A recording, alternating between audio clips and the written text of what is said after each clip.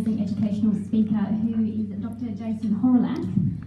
Jason Horolak, PhD, is a research scientist, educator, naturopath and Western herbalist with more than 18 years clinical experience.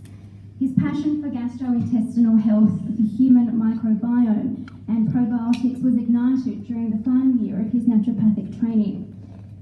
Subsequently, Jason did his honours first class and PhD degrees in the areas of gastrointestinal microbiota, irritable bowel syndrome, the causes of dysbiosis, and the clinical applications of pre- and probiotics. He has written extensively in the medical literature on these topics, including 16 textbook chapters, and his research has been cited over 800 times. Jason has taught health professionals at both the undergraduate and postgraduate level for the past 18 years. He currently coordinates and teaches the evidence-based complementary medicine programs in the College of Health and Medicine at the University of Tasmania here in Hobart, and is the gastrointestinal imbalances lecturer in the Master of Science in Human Nutrition and Functional Medicine program at the University of Western States in Portland, Oregon. He's also a visiting research fellow at the Australian Research Centre for Complementary and Integrative Medicine at the University of Technology in Sydney.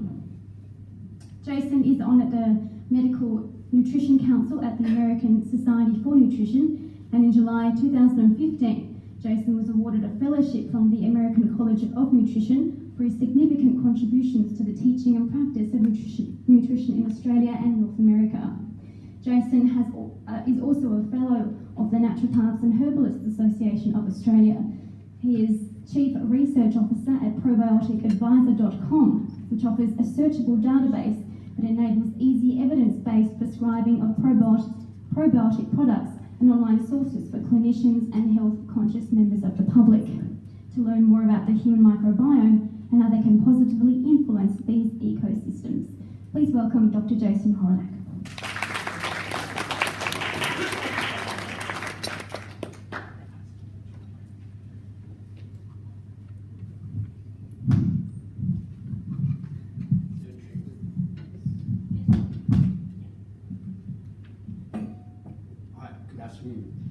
I'll see if I can hold this adequately for my mouth, and I tend to wander while I lecture. And to be honest, thank you, Just Australia, for inviting me to speak, because most of the time I lecture to my computer screen, and you do not get much feedback.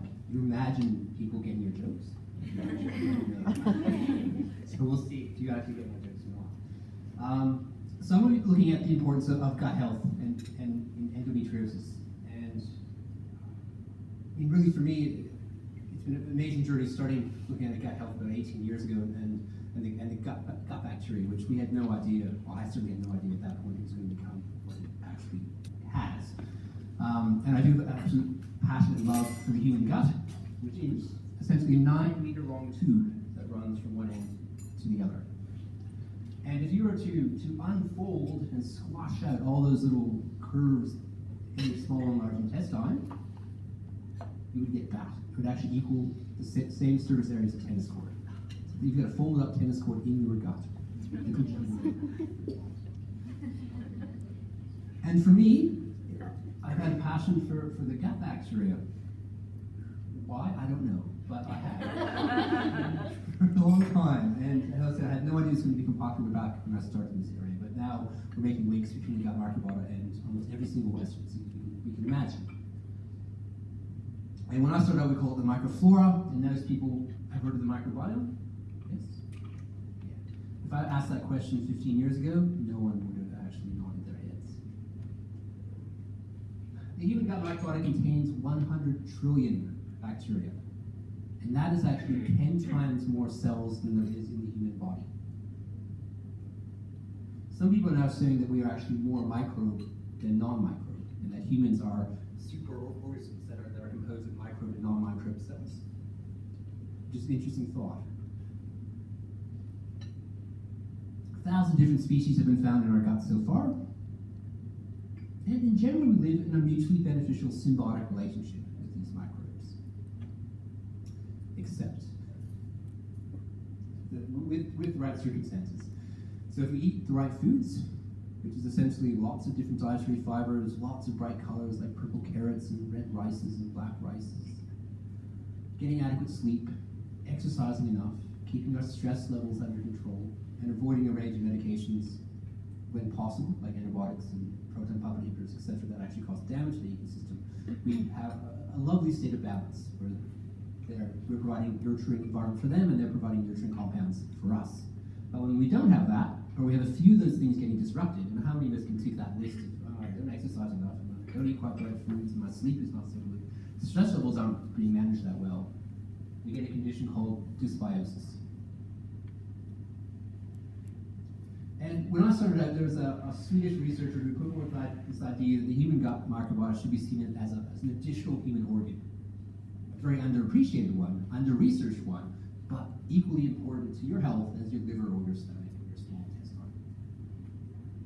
And it took a while for that actually idea to gain hold, but I think it's finally done so. So I've always been sort of underappreciated, but that is changing. We're now having television shows on SBS and ABC TV talking about how important the gut microbiome is. So it's becoming appreciated. If you're able to scoop out all those microbes, you would get onto a plate 1 to 2 kilograms in weight, but the same size as the human liver.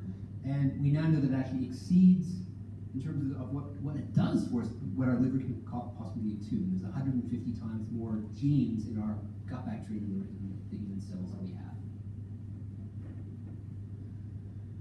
So, one of the things I love doing is teaching people about why the microbiota is important. So I think once you understand how important its functions are, you start prioritizing ways of taking care of it and nurturing it just like you do your other bits of yourself. Okay? So what does it do? It helps modulate our immune system. So we know these days that it helps protect against those allergic type symptoms that people are getting reacting to peanuts and dust and things that we shouldn't be reacting to. And it also seems to upregulate our part of our immune system that protects us against viruses and bacteria. It plays a very key role. In fact, I think 80% of your immune cells are actually in your gut. It's how they interact with gut bacteria that has a huge impact on our immune system function. What we call normal motility in our gut is important.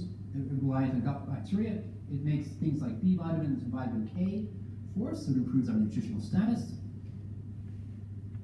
And it does this funky thing, xenobiotic metabolism. Xenobiotic is a very unknown term. It essentially means foreign compound. So any sort of foreign compound, which can be medications or even food compounds would be seen as xenobiotics.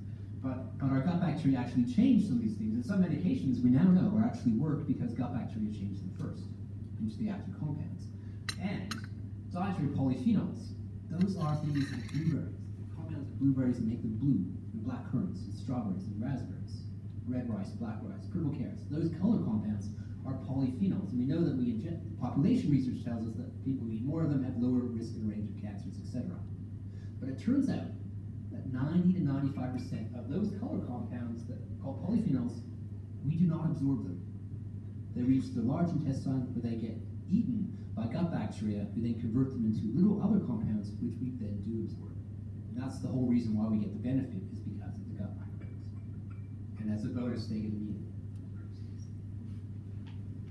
To help protect us against getting gut infections, and most food that we're eating here will have microbes in it, not as much as if you're eating some street food in Bali, but you'll still have some microbes. And some of those microbes would like to actually grow in your gut and take up at least temporary residence there.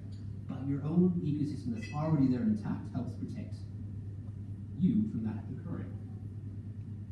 But what I've found fascinating watching over the last probably 15 years is the research that's focused on how important the gut microbes are for things like weight management, blood sugar control, and insulin sensitivity. These are things we never would have thought of 10 years ago.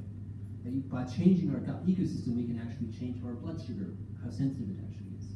We can change people's propensity to gain and lose weight by changing gut bacteria.